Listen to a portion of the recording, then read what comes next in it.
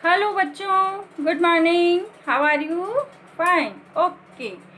बेटा, हमने अपने पिछली कक्षा में जो पिछला वीडियो था उसमें हमने सूरदास जी का आपके हिंदी की पाठ्य पुस्तक में क्षितिज जो पाठ्य पुस्तक है उसका पद्य खंड सूरदास पढ़ना स्टार्ट किया था, जिसके 2 पद हम पढ़ चुके थे। ठीक है, अब आज हम इनका तीसरा पद रीड करेंगे। सूरदास जी ने यहाँ पर गोपियों का वर्णन किया है कि किस प्रकार से गोपियाँ जब श्री कृष्ण मथुरा चले जाते हैं तो उन्हें संदेश भेजती हैं, आने का, मिलने का, पत्र लेखन करने का। बहुत से संदेश उन्हें भेजती है, लेकिन उन संदेशों का कोई उत्तर नहीं आता है।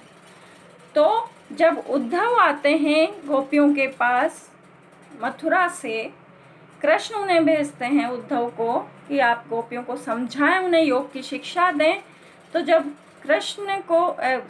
उद्धव गोपियों को योग की शिक्षा दे रहे होते हैं, उस समय का ये वर्णन है और भ्रमर गीत नामक प्रसंग से लिया गया है। सूरसागर जो इनकी काव्य रचना है सूरदास जी की, उसमें भ्रमर गीत एक प्रसंग है, उसमें संकलित है ये पद। तो ये पद हम पढ़ते हैं। संदेशनि मधुबन कूप भरे, अपने तो पठवत नहीं मोहन, हमरे फिर न करे। जिते पथिक पठय मधुबन को, बहुरी न शोध करे। के वे श्याम सिखाई प्रमोदे, के कहूँ बीच मरे। कागद मरे मेघ मसी खूटी, सर दव लाग जरे। सेवक सूर लिखन को आंधो, पलक कपाट अरे। इन पंक्तियों में गोपियों का कृष्ण पर इतना प्रेम है और वो यहाँ पर वर्णन कर रही हैं कि वो कृष्ण के द्वारा छली गई है, कृष्ण ने उनको छल लिया है। तो यहाँ पर गोपियों की जो भाषा शैली है वो बड़ी व्यंग्यपूर्ण है, और भाषा तो इसमें ब्रज भाषा है ही सही, और बहुत सारे इसमें अलंकारों का प्रयोग हुआ है पद में, जैसे अनुप्रास है, रूपक है, संदेह अलंकार है, बहुत सारे अलंकारों का इसमें प्रयोग किया गया है। तो गोपियाँ मथुरा में स्थित श्री कृष्ण को अपने द्वारा जब भिजवाए गए जो पत्र थे, जो संदेश थे, उनका उत्तर नहीं मिलने पर उद्धव से कह रही है बहुत ही व्यंग्यपूर्ण तरीके से कि है उद्धव, संदेशनि मधुबन कूप भरे, यानी हमारे संदेशों से मधुबन के, मधुबन क्या है? मथुरा। मधुबन किसको कहा गया है? मथुरा को, जहाँ पर श्री कृष्ण रहते हैं।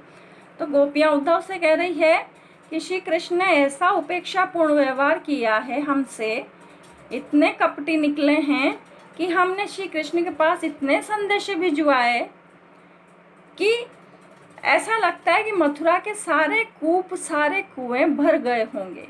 कूप का मतलब कुएं। इतने संदेश हम भिजवा चुके हैं कि मथुरा के हर व्यक्ति को हमारे संदेशों का पता चल गया होगा। श्री कृष्ण जानबूझ के हमारी उपेक्षा कर रहे हैं, हमारे पत्रों का उत्तर नहीं दे रहे हैं। अब इसके पीछे कोई भी कारण हो सकता है। अपने तो पठवत नहीं मोहन, इसके पीछे कोई भी कारण हो सकता है। वे अपने संदेश तो भेजते ही नहीं है। पठवत का मतलब भेजना। अपने तो कोई संदेश वो भेजते ही नहीं है। मोहन कौन है? कृष्ण। हमरे फिर न करे, और हमारे संदेश जो गए हैं उनका भी उत्तर नहीं दे रहे हैं। हमारे संदेशों को लेकर के जो लोग गए हैं उनको भी उत्तर देकर वापस नहीं भेज रहे हैं। जिते पठे मधुबन को, बहुरी न शोध करे। जितने भी पथिक का मतलब होता है यात्री, जितने भी मथुरा जाने वाले यात्री थे जिनके साथ हमने हमारे संदेश भेजे, पठे यानी गए, मधुबन को मथुरा में गए, बहुरी न शोध करे यानी लौटकर वापस ही नहीं आए। बहुरी मतलब वापस लौटकर नहीं आए। फिर कर लौट कर नहीं आए। क्यों नहीं आई? या तो श्री कृष्ण ने उनको बहका कर अपने पास ही मिला लिया है, उन्हें लौट कर ही नहीं आने दिया है, या फिर बेचारे वो बीच में ही कहीं मर गए हैं। के वे श्याम सिखाई प्रमोदे के कहूँ बीच मरे। या तो श्याम ने उन्हें सिखा बुझा करके बहका फुसला करके अपने साथ ही मिला लिया है। प्रमोदे, प्रमोदे का मतलब होता है अपनी ओर मिलाना, या फिर वो कहीं बीच में ही मर गए हैं। कागद मरे मेघ मसी खूटी सर दव लाग जरे। और ऐसा भी हो सकता है कि कागद मरे मेघ, ऐसा भी हो सकता है कि मथुरा के जितने भी कागज हैं वो सब भीग कर गल गए हैं। इतनी बारिश हुई है, इतनी बारिश हुई है कि मथुरा के सारे कागज ही मरे, भीग कर गल गए हैं मेघ से। मेघ मतलब वर्षा से, कागद मरे मेघ यानी मेघ वर्षा से सारे कागज मर गए हैं, गरे गरे, गरे में गल गए हैं। मसी खूटी, और मसी का मतलब स्याही, खूटी का मतलब समाप्त हो गई है, स्याही भी समाप्त हो गई है मथुरा की सारी। सरदव लागी जरे, और सर का मतलब होते हैं सरकंडे, जिनसे कलम बनाई जाती है ना लिखने की। पहले पेन थोड़ी चलते थे, कलमों से लिखा जाता था, तो सरकंडे की कलम बनाई जाती है। तो ऐसा लगता है कि सारे सर हैं, जो सारे सरकंडे के पेड़ थे वो दव, दव मतलब दावानल, वन में आग लगती है ना दावानल, उसको बोलते हैं दव, दावानल, उसमें जलकर उसमें जल गए हैं। कहने का मतलब है कितना अच्छा इसमें गोपियों ने वर्णन किया है कि या तो सारे कागज ही गल गए हैं, इस कारण वो हमारे पत्रों का उत्तर नहीं दे पा रहे हैं, या फिर स्याही खत्म हो गई है, या फिर कलम बनाने के जो सारे सरकंडे के पेड़ थे वो जलकर वन की आग में समाप्त हो गए हैं। सेवक सूर लिखन को आंदो पलक कपाट अरे। या फिर ऐसा भी हो सकता है कि कृष्ण के पत्रों को लिखने वाला जो सेवक है वो ही अंधा हो गया है। पलक कपाट अरे, वो अपने पलक के जो कपाट हैं, पलक रूपी जो किवाड़ है, उनको नहीं खोल पा रहा है। इनमें से कोई सा भी कारण हो सकता है जिसके कारण कृष्ण ने हमारे संदेशों का उत्तर अभी तक नहीं दिया है। इस प्रकार से गोपियां उद्धव से श्री कृष्ण के कपटपूर्ण व्यवहार पर गहरा व्यंग्य कर रही है, चोट कर रही है। अब ऐसा तो हो ही नहीं सकता कि दावानल की आग में सारे पेड़ जल गए हों, हो सकता है क्या ऐसा? लेकिन ये उनकी एक कल्पना है गोपियों की। अब हम इनका चौथा पद लेते हैं, उसमें गोपियां क्या कहती है, पढ़ते हैं हम। ऊधो मन माने की बात, दाख चुहारा छाड़ी अमृत फल, विष कीरा विष खात, जो चकोर को दई कपूर को तजी अंगार अघात, मधुप करत घर फोर काठ में बंधत कमल के पात, जो पतंग हित जानी आपनो दीपक सो लपटात, सूरदास जाको मन जासो सोई ताही सुहात। बहुत ही सुंदर ब्रजभाषा का प्रयोग है, अनुप्रास अलंकार है और वियोग श्रृंगार रस है। गोपियां कृष्ण से दूर है, इसलिए वियोग श्रृंगार रस है। यहाँ पर संयोग श्रृंगार भी होता है जब मिलन होता है। तो इसमें सूरदास जी द्वारा रचित है, सूरसागर से लिया गया है और भ्रमर गीत प्रसंग से लिया गया है ये पद भी। इसमें गोपियां उद्धव से कह रही है कि आप हमें योग साधना का उपदेश देने आए हो कि योग करो, साधना करो, कृष्ण के चक्कर में मत पड़ो। लेकिन ये तो हमारे मन माने की बात है, हमारा मन मानेगा जो हम करेंगे।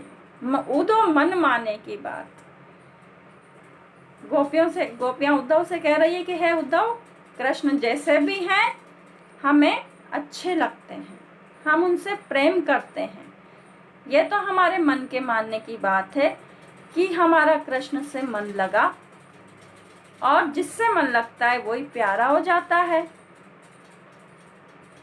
उसे वो व्यक्ति फिर चाहे कितना भी कष्ट दे, फिर भी कष्ट पाकर ही वो व्यक्ति अपने प्रेमी से प्रेम करता है। तो कृष्ण हमारे प्रिय वर हैं। वो चाहे हमें कितना ही कष्ट दें, वो चाहे हमें कितना ही तड़पाएं, हमसे आकर नहीं मिले, लेकिन कृष्ण हमारे हैं, हम उनसे प्रेम करते हैं। तो कह रही हैं गोपियां, जिस प्रकार दाख छुहारा छाड़ी अमृत फल विष कीड़ा विषखात। कोई भी विष का कीड़ा, गोपियां कहती कि संसार में बहुत सारे तरह के कीड़े होते हैं, तो विष कीड़ा होता है, विष का कीड़ा जो दाख और छुहारा को छोड़कर, दाख होते हैं सूखे वाले जो आप खाते हैं ना, मुनक्का जी ने बोलते हैं सूखे अंगूर, और छुहारा जो हम दूध में उबाल कर पीते हैं गर्मियों में, छुहारा देखा होगा आपने। तो दाख और छुहारा जैसे मीठे और मधुर फलों को छोड़ करके, अमृत फलों को छोड़ करके विष का कीड़ा क्या खाता है? विष खाता है, क्योंकि उसको उसी से प्रेम है, वही उसको भाता है, क्योंकि उसका मन विष से लगा हुआ है। हाँ, अब उसी तरह दूसरा उदाहरण देती है गोपियां, ज्यों चकोर को देई कपूर को तजी अंगार अघात। जिस प्रकार चकोर पक्षी को कोई सुगंधित कपूर देता है खाने को, लेकिन वो पक्षी क्या करता है?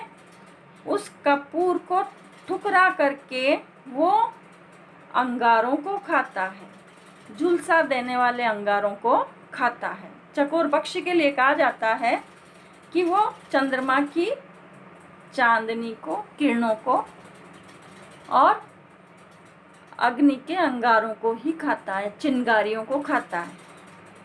उसको कोई कितना भी शीतल सुगंधित कपूर चुगाए, लेकिन वो उसे त्याग कर झुलसा देने वाले अंगारों को ही खाता है, क्योंकि उसको अंगारे ही पसंद हैं। तीसरा उदाहरण देती है गोपियां मधुप का। मधुप करत घरि फोरी काठ में बंदत कमल के पात। जिस प्रकार भंवरा इतना शक्तिशाली होता है कि वो अपने मुख से काठ में यानी लकड़ी में छेद कर देता है, लकड़ी को पोला कर देता है भंवरा घूम घूम के, फिर भी वो कमल के पुष्प से इतना प्रेम करता है कि वो कमल के पुष्प के अंदर ही बंध जाता है, उसको फोड़ के बाहर नहीं निकलता, उसको तोड़ के बाहर नहीं निकलता। अपना घर बनाने के लिए कठोर लकड़ी में भी छेद कर देता है, लेकिन वो कमल की कोमल पंखुड़ियों को छेद कर बाहर नहीं निकलता, क्योंकि वो कमल से प्रेम करता है, उसे काट कर बाहर नहीं निकलता। ज्यों पतंग हित जानी आपनो दीपक सो लपटात। और जिस प्रकार पतंगा कीड़ा होता है एक तरह का, वो क्या करता है? दीपक से प्रेम करता है, दीपक की लौ से, वो दीपक की लौ से प्रेम करता है, और उसको लगता है कि वो अपने आप को उसी में भस्म कर देगा, तो उसके आसपास ही घूमता रहता है, दीपक की लौ के आसपास, दूर नहीं जाता, और एक दिन उसी में जल के भस्म हो जाता है। ये भी उसका प्रेम है। इसी प्रकार जहाँ पर मन लगता है आदमी का, वहीं पर ही जाता है वो। तो हमारा मन भी कृष्ण में ही लगा हुआ है, तो हम कृष्ण को कैसे छोड़ सकते हैं, चाहे वो हमें कितना ही कष्ट दें। इन कीड़े मकोड़ों का, पक्षियों का, इनका वर्णन देकर, दृष्टांत देकर के गोपियों ने इस तरह से अपनी बात को समझाया है कि आप हमें योग करने की शिक्षा दे रहे हो, हमारा तो मन कृष्ण में लग चुका है, हाँ, और वही हमें अच्छे लगते हैं, हम आपके योग को स्वीकार नहीं करेंगे, ये हमारे बस की बात नहीं है। हम तो श्री कृष्ण से ही प्रेम करते हैं, और श्री कृष्ण चाहे हमें कितना ही तड़पाएं, दर्शन नहीं दें, आए नहीं, लेकिन हम तो उनसे ही अपना मन लगाएंगे। तो इस तरह से गोपियों ने अपना एक सुंदर चित्रण दिया है यहाँ पर। तो बच्चों, आपको समझ में आया होगा आशा करते हैं अगर कोई दिक्कत हो तो आप कमेंट बॉक्स में जा कर के पूछ सकते हैं, फिर आगे हम इसकी बात करेंगे कि आपको क्या करना है। ठीक है।